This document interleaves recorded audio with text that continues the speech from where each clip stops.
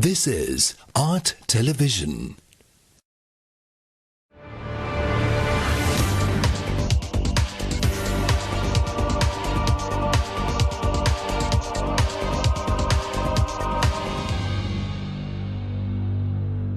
A very good evening and a warm welcome to the Business Roundup on another weekend. We Art Television bring you as usual another collection of latest happenings and developments in the business arena using your decision-making moments. Now let's have a look at the headlines for today. Minister Bandula Gunawardena states that the EPF and ETF will be exempt from the surcharge tax bill. External sector performance report for December 2021 shows tourism-fueled growth. Government eyes free trade agreements with most Southeast Asian countries by next year. News in detail. Minister of Trade Bandula Gunawardena at the Cabinet press briefing held on Tuesday stated that the surcharge tax bill, when passed, will include an amendment removing the EPF and ETF from its influence. The EPF and ETF had fallen under the surcharge tax bill due to an existing definition used to conceptualize organizations. ඒ ණය මුදල ලබාගෙන ජාත්‍යන්තර මූල්‍ය අරමුදල කිව්වා 2020 වන විට අයවැය පරතරයේ දළ දේශීය නිෂ්පාදනය 3.5 දක්වා අඩු කළ යුතුයි කියලා. ඒට අදාළ වැඩසටහන තුල කුමක්ද කළ යුත්තේ? අයවැය පරතරය අඩු කරන්න නම් රජයේ ආදායම වැඩි කරන්න ඕනේ. වියදම අඩු කරන්න ඕනේ. ආදායම වැඩි කරන්න නම් වැඩියෙන් බදු පනවන්න ඕනේ. ඉතින් විශාල ලෙස අසාමාන්‍ය ලෙස බදු පනවනකොට මහින්ද රාජපක්ෂ යුගයේ 2006 ලබලා දීලා තිබුණ සියලුම බදු සහන අයින් කළා. ඒ අවස්ථාවේදී තමයි සමාගම් කියන නිර්වචනය ඇතුළත් කරලා තියෙනවා සේවක අර්ථසාධක අරමුදල හා සේවා නියුක්තයන්ගේ භාරකාර අරමුදල විශ්‍රාම වැටුප් සියල්ල.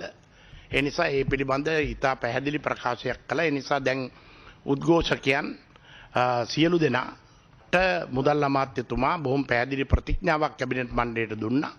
මේ බදු අධිභාර පනත් කෙටුම්පත පාර්ලිමේන්තුවේදී සම්මත වෙන අවස්ථාවේදී මේ සමාගම් නිර්වචනයට අදාළ වෙන සේවක අර්ථසාධක අරමුදල හා සේවා නියුක්තයන්ගේ භාරකාර අරමුදල එයින් ඉවත් කරන බවට සංශෝධනයක් අපි පාර්ලිමේන්තුවට ගෙනෙනවා. ඒ පිළිබඳ කිසිවෙකුත් අබමල් රේණුවකවත් සැකයක් සංකාවක් තියාගන්න අවශ්‍ය නැහැ. අපේ රජය සේවක අර්ථසාධක අරමුදල හා සේවා නියුක්තයන්ගේ භාරකාර අරමුදල සුරක්ෂිත කොට පෝෂණය කරන්න බැඳී ඉන්න රජයක්. According to the Central Bank's External Sector Performance Report for December 2021, trade account deficit widened when compared to a year earlier. This was due to record high monthly import expenditure and despite consistently high export earnings exceeding $1 billion. During the year 2021, the trade deficit widened notably, driven by considerable increase in imports that outpaced the growth in exports. Tourist arrivals continued the growth momentum in December with a notable increase over the previous month. Meanwhile, workers' remittances recorded month-on-month growth in December 2021, mainly reflecting the response to the incentive scheme introduced for remittances and seasonal increase. The deficit in the trade account widened to highest ever monthly value of $1,085 million in December 2021, compared to the deficit of $562 million recorded in December 2020. The cumulative deficit in the trade account in 2021 also widened to $8,136 million from $6,008 million recorded in 2020. Terms of trade, being the ratio of the price of exports to the price of imports, improved by 4.6% in December 2021 compared to December 2020, as the increase in export prices surpassed the increase in import prices. Meanwhile, the terms of trade for 2021 deteriorated by 7.8% compared to the previous year. Increases in earnings were observed across all main categories, while industrial exports mainly contributed to the expansion.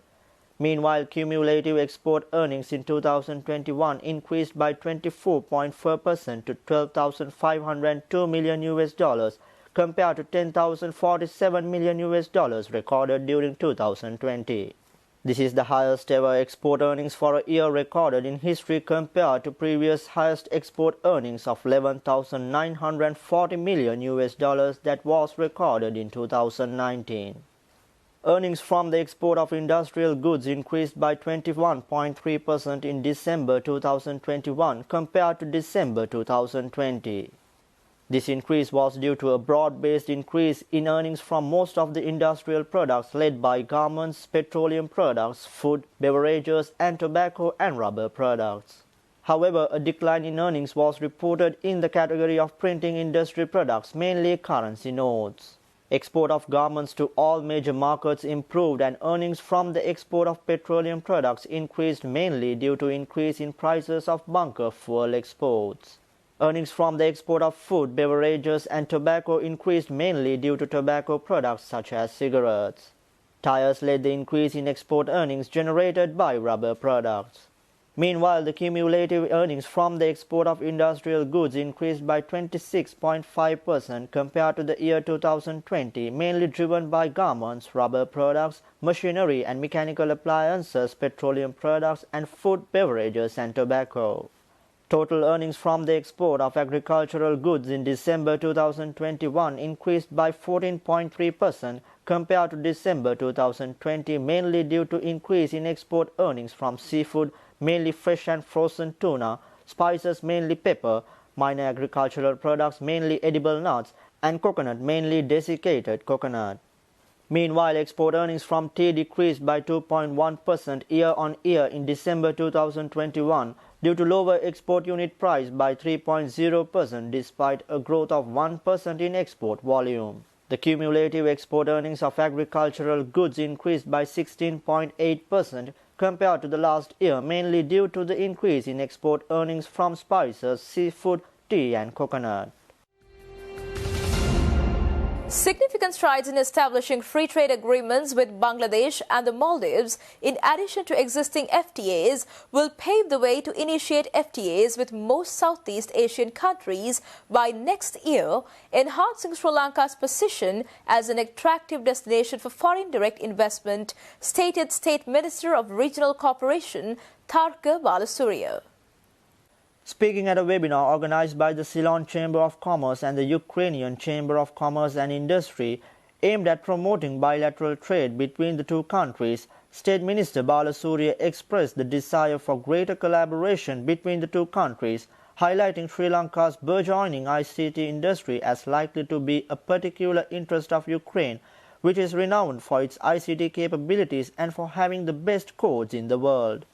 Chairman of the Ceylon Chamber of Commerce, Vish Govindasamy, cited many opportunities to invest in Sri Lanka, including immediate opportunities for the manufacturing sector to invest in the dedicated pharmaceuticals and textile zones, the power and the energy sector, and hospitality and tourist projects at the port city Colombo. The president of the UCCI said that while certain Sri Lankan exports such as Sri Lankan tea, which holds 33% of the tea market in Ukraine, are dynamic, there is potential to further develop trade and collaboration, especially between the two chambers in order to accelerate opportunities for cooperation. The Deputy Minister of Economy of Ukraine echoed these sentiments, welcoming greater collaboration in order to enhance economic relations between the two countries. The Embassy of Sri Lanka in Doha, in coordination with Lulu Group, launched a multifaceted Sri Lanka promotional event titled Taste of Sri Lanka Handloom and Batik Sari Fest, with a view to augment the image of the country amongst the nationals of Qatar and foreign expatriates residing in the state of Qatar. The event was organized to coincide with the celebrations of the 74th anniversary of independence of Sri Lanka. Ambassador of Sri Lanka to the state of Qatar, Mahfaz Mohideen, inaugurated this mega event on 6 February 2022, along with director Lulu Group at the Lulu hypermarket in Doha. A large number of invitees and guests, including corporate leaders and businessmen, importers of goods and services from Sri Lanka, members of the media, among others, attended the ceremony. The event will showcase in all 17 Lulu hypermarket stores in Qatar until 12 February 2022. Lulu Group International is one of the largest retail chains in Asia and the largest in the Middle East region. Stay tuned for more news right after this commercial break.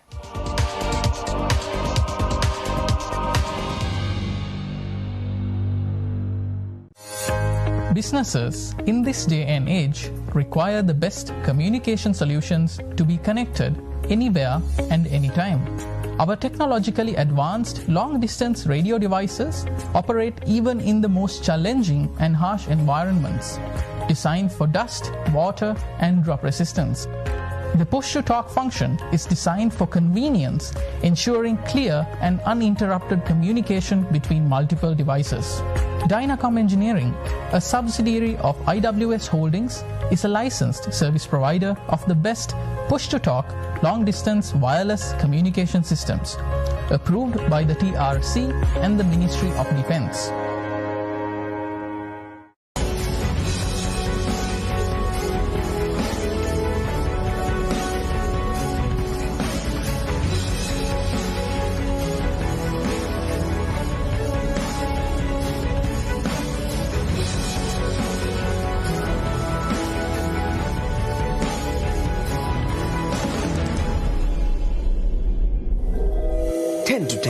Sponsored by. For the first time in Sri Lanka, manage your SLT Mobitel home services with Alexa.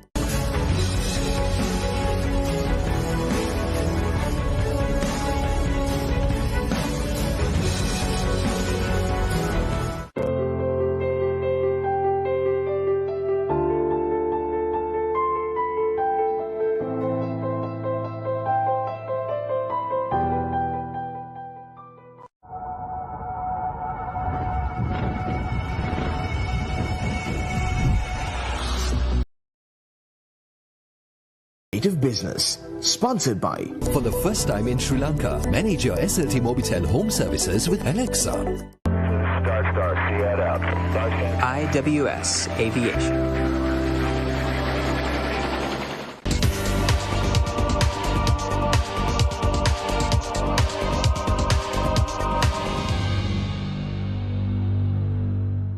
Welcome back after the break. The High Commissioner of Rwanda to Sri Lanka, Jacqueline Mukangira, states that the Rwandan Private Sector Federation plans to visit Sri Lanka next month to explore opportunities of bilateral trade and investment. Addressing a webinar on opportunities for doing business with Rwanda organized by the Ceylon Chamber of Commerce and the Honorary Consulate of Rwanda in Sri Lanka, High Commissioner Mukangira accepted the invitation extended by the Deputy Secretary General of the Ceylon Chamber of Commerce, Alki Pereira, to the Private Sector Federation Rwanda to organize a business promotion mission to Sri Lanka later this year. High Commissioner Mukangira also requested the Ceylon Chamber of Commerce to lead a business delegation to Rwanda this year to explore trade and investment opportunities in Rwanda. The sixth fastest growing economy in Africa with an average GDP growth of approximately 8% annually, Rwanda is home to both a state public and private sector.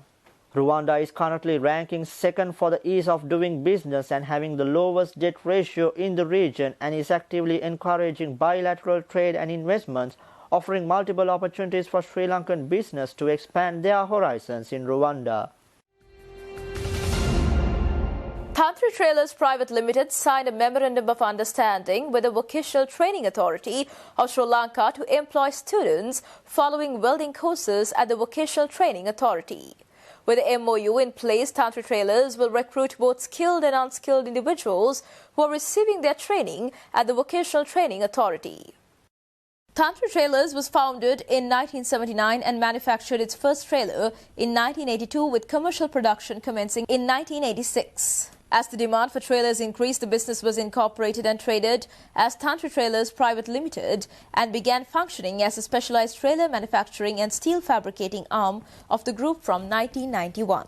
Since then, Tantri Trailers has designed, manufactured and exported various logistics solutions for local and global consumers, including being involved in many heavy steel and metal fabrication projects. Having consistently striven to expand their global market reach, Tantri Trailers presently exports goods to more than 30 countries across the world. The agreement between Tantri Trailers Private Limited and the Vocational Training Authority of Sri Lanka will provide a 360-degree learning experience, assuring a fully qualified employee is accepted by anywhere in the world. The arrangement is mutually beneficial. It ensures that the trailers will consolidate its talent pool with qualified, skilled and proficient individuals, and the Vocational Training Authority can provide its students with practical hands-on knowledge and the experience needed to complete their training. The company recently undertook and successfully completed the rebuilding of 200 railway coaches for Sri Lanka Railways, further cementing the trust and reputation that Tantri Trailers holds within the industry.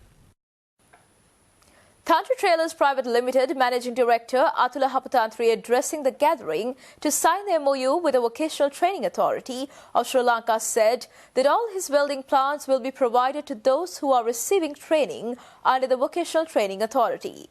Tantri's Managing Director also highlighted the necessity of developing the attitudes of trainees before they can accept an employment opportunity.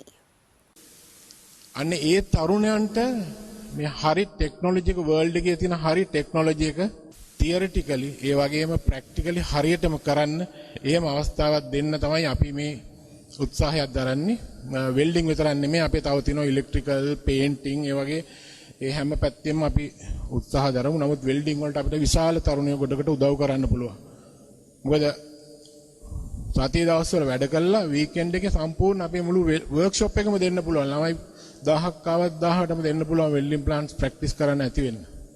ඒ වගේ තත්ත්වයක් අපිට දෙන්න පුළුවන්. ඒකට ඒගොල්ලෝ අන්තිමට එළියට එනකොට ඒගොල්ලෝ සමහරවිට මංගාව වැඩ කරයි එහෙම නැත්නම් පිටරට ගිහිල්ලා වැඩ කරයි ඒත් අපේ රට අන්තිමට ආදායමක් එන්නේ. ඒ වගේ විදිහට අපි තමයි මේක අපි උත්සාහ කරන්නේ. මම හිතන්නේ අපේ රටේ පල්ලෙහා ඉඳන්ම ඒ විශාල ගොඩක් උඩ ලෙවල් එකට යනකම් ওই ඇටිටියුඩ්ස් වල ප්‍රශ්න මේ අපි හදන්න වෙනවා. නැත්තම් මේ පැන්ඩමික් මේවා තියද්දි ගොඩක් එක එක තමන්ගේ මේ පොඩි ඇඩ්වාන්ටේජස් ඉඳලා පාරට බහැලා කෑ ගහනවා ඒ වගේම අපි ඒ වගේ ගොඩක් දේවල් අපි දාගෙනවා මීඩියා වලින් උදේ ඉඳන් රැ වෙනකන් සම්පූර්ණ නෙගටිව් thoughts දීලා සම්පූර්ණයෙන්ම වටලා අපිව ඒ වගේ ඔක්කොම අපි හරි ගස්සන්න ඕන. Meanwhile, Vocational Training Authority Chairman Eranga Basnayaka said that the government has taken measures to reduce the unskilled workforce in the market to 10% within a planned time period. The VTA chairman further added that the government has also named the decade 2021 to 2030 as the decade of skills with the intention of establishing a skilled workforce in the country.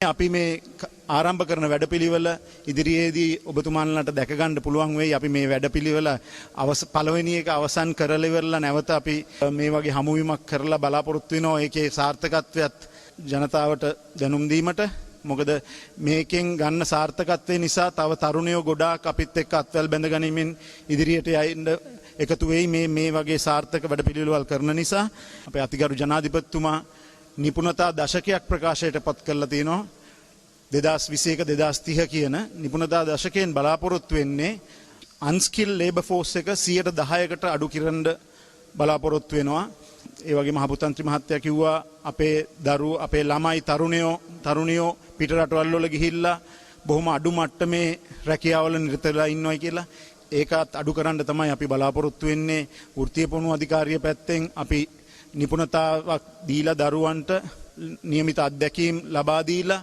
ඒගොල්ලන්ට විදේශ රැකියාව ගත වෙන්න ඒගොල්ලන් skill ලේබරර්ස්ලා හැටියට යන්න තමයි අපි සකසන්න බලාපොරොත්තු වෙන්නේ.